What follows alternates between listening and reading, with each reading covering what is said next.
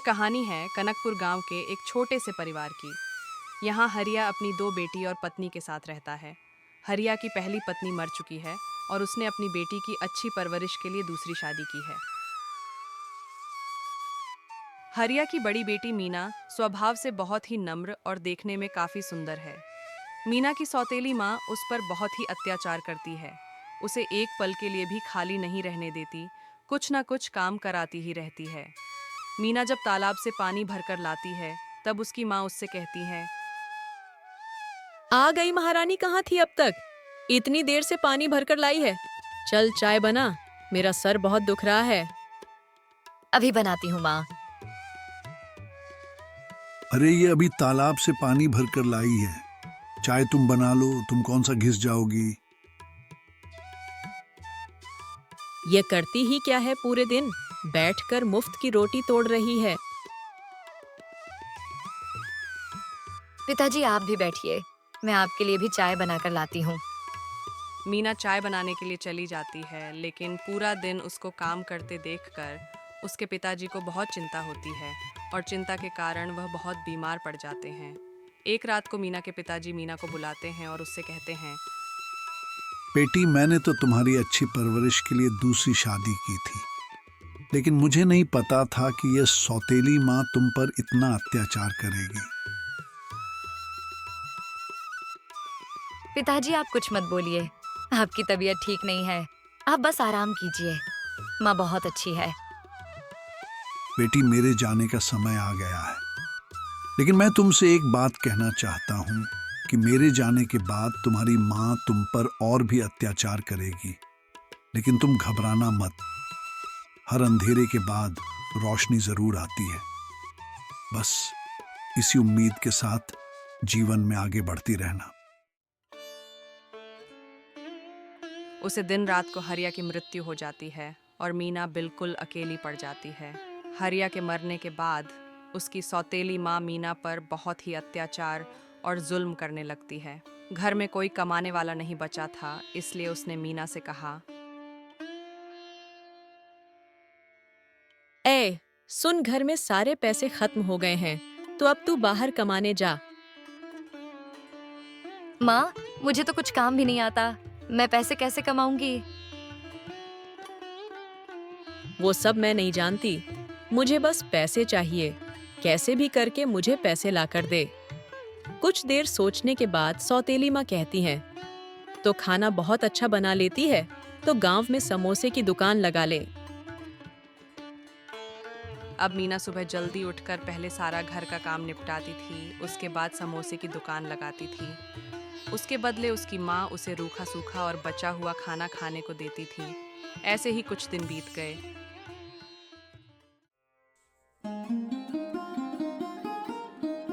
एक दिन मीना की छोटी बहन रमा को कुछ लड़के वाले देखने आए।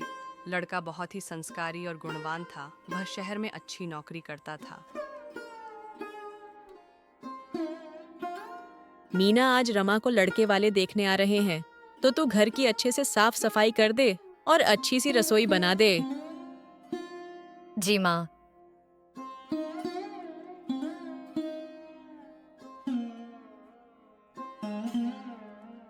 माँ इससे कहो ये लड़के वालों के सामने ना आए। ऐसा ना हो लड़के वाले इसे पसंद कर ले और मुझे छोड़ जाए। बहन तू चिंता मत कर, मैं उनके सामने नहीं आऊंगी। अगले दिन लड़के वाले आ गए। मेरी लड़की रमा बहुत ही गुणवान और संस्कारी है। घर का सारा काम कर लेती है। सारे घर की साफ सफाई इसी ने की है और रसोई भी बहुत अच्छी बना लेती है।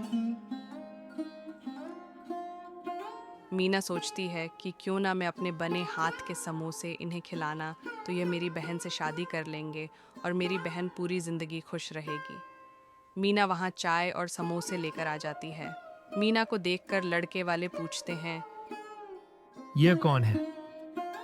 कोई नहीं, ये हमारे घर की नौकरानी है। लड़का काफी समझदार था। वह मीना के चेहरे को देखकर समझ गया कि यह कोई नौकरानी नहीं है। तभी मीना वहां से चली जाती है और लड़के वाले भी बिना जवाब दिए वहां से चुपचाप चले जाते हैं। अगले दिन लड़के वालों के यहाँ से एक आदमी आता है और मीना की माँ से कहता है कि उन्हें रमा नहीं, मीना पसंद है। यह बात सुनकर मीना की सौतेली माँ को बहुत गुस्सा आता है और वह मीना को बहुत मारती है। माँ, ये जानबूझकर लड़के वालों के सामने आई जिससे कि लड़के वाले इसे पसंद कर ले और मुझे नहीं। माँ, इसे अपनी सुंदरता पर बहुत घमंड है। माँ, इसके सारे बाल काट दो, जब देखेंगे इसे कौन पसंद करेगा। नहीं माँ, ऐसा मत करो, मैं आगे से ऐसा नहीं करूंगी। आगे से तू जब करेगी ना, जब तेरी सुंदरता बचेगी, ला कैंची ला, अभी इसके बाल काट देती हूँ। मीना बहुत रोती है, लेकिन उसकी माँ उसकी लंबी छोटी काट देती है। कुछ दिन बाद मीना गांव में अपने समोसे बेच रही थी। तभी वह लड़का वहां आता है और मीना से पूछता है, तुम्हारा ये हाल किसने किया? मीना रोने लगती है। मैं जानता हूँ वह तुम्हारी सौतेली माँ है और तुम पर बहुत अत्याचार करती है। तुम मुझे बहुत पसंद हो, क्या तुम मुझसे शादी करोगी?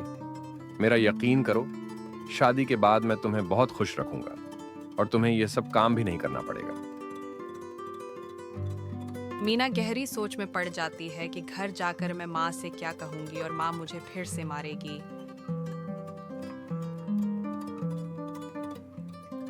तुम चिंता मत करो, मैं अपने पिताजी को तुम्हारे घर भेजूंगा और तुम्हारा हाथ मांग लूंगा। फिर मीना को अपने पिताजी की कही बात याद आ जाती है कि हर अंधेरे के बाद रोशनी होती है। और इस तरह मीना की शादी रमेश से हो जाती है। या दोनों हंसी खुशी अपना जीवन व्यतीत करते हैं। अब मीना अपनी दुख भरी जिंदगी से आज़ाद हो जाती है। अगर कहानी पसंद आई हो तो लाइक, शेयर और कमेंट करना मत भूलना।